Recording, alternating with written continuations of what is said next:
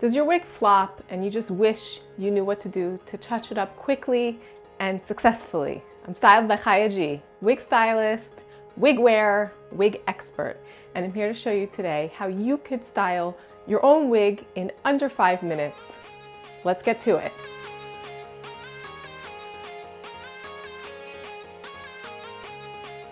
Today I'm going to be using only 2 types of hot tools and 2 products that I love.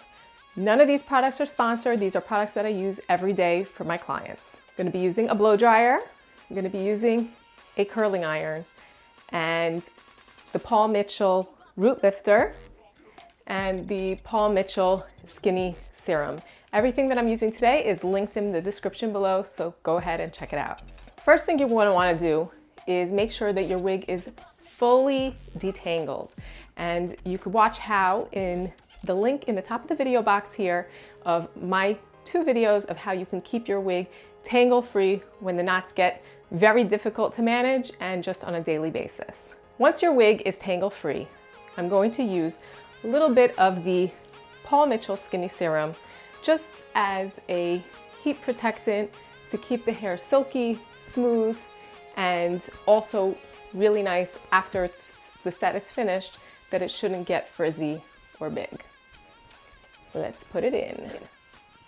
Now, after you finish putting the skinny serum throughout the wig, I like to use the root lifter spray to basically give lift in the areas on the top where the multi-top is a little bit droopy. Now, I'm going to put my 2 disclaimers here. First of all, to touch up your wigs with heat, it's important that your wig is made of human hair, of a high quality human hair. This will not be appropriate for a wig that is synthetic because the heat will actually cause the wig to melt. So double check that your wig is able to withstand heat from hot tools. Second disclaimer, it is very easy to burn your wig with hot tools, and this is something that should not be done on a daily basis. It's not like your own hair that you're washing and conditioning it in between. And even then, you don't want to do too much hot tool work on your own hair to dry it out and damage it. But especially on a wig, it's not growing back. If something gets damaged, not that you can't fix it, but much harder to fix on a wig. So be careful and definitely don't substitute this for work with a professional. So the root lifter I'm going to spray in the areas that I want to see some lift. And then I'm going to go through it with the blow dryer to perk it up in those areas that I wanted to see lifted. And you'll see I'm lifting the hair with my fingers, just a bit, with the heat and the combination of the lift and the root lifter by Paul Mitchell. It's going to give that lift, as you can already see here.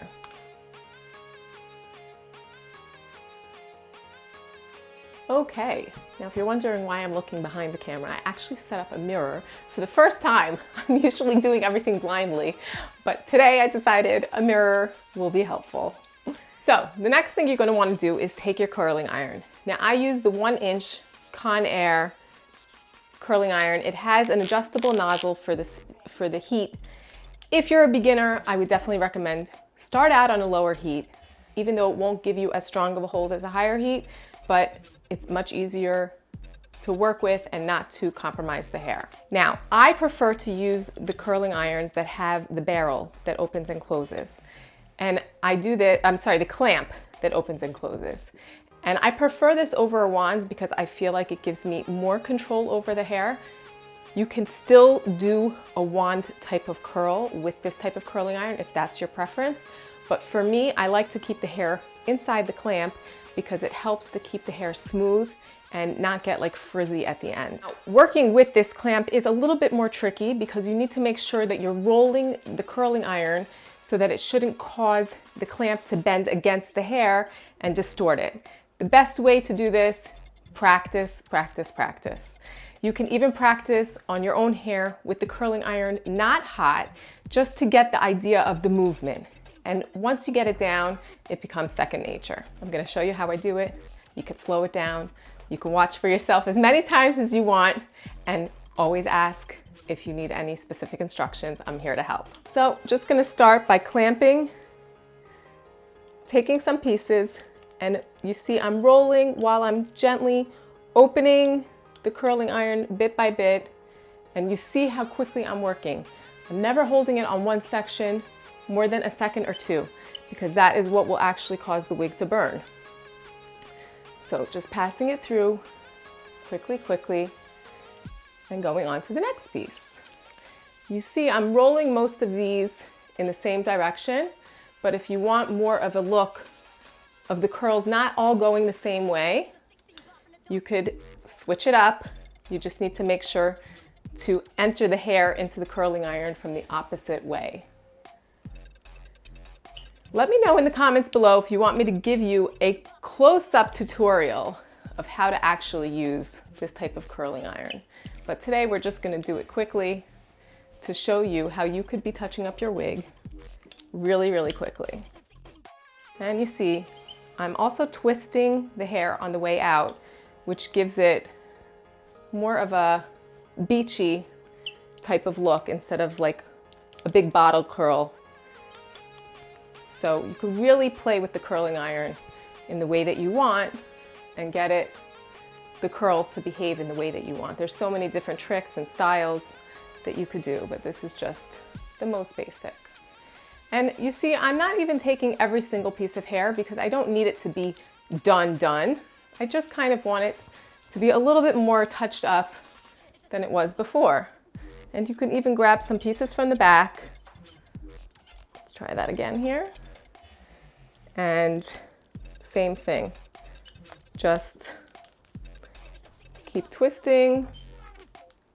You hear the squeaking of my curling iron. I know some of you, it drives you nuts. I just don't have time to oil it. And you're going to keep going. You can already see such a huge difference from one side to the next. And you see I keep putting my hands through it to open up the curls because I just kind of wanted a very loose type of wave to make me look a little bit more done up than before. Let's get to the other side, and we're gonna do the same motion, just curling it the opposite way. And really, this doesn't take long at all. And you're gonna see that you're gonna have a totally new look. Let's speed it up while I finish over here.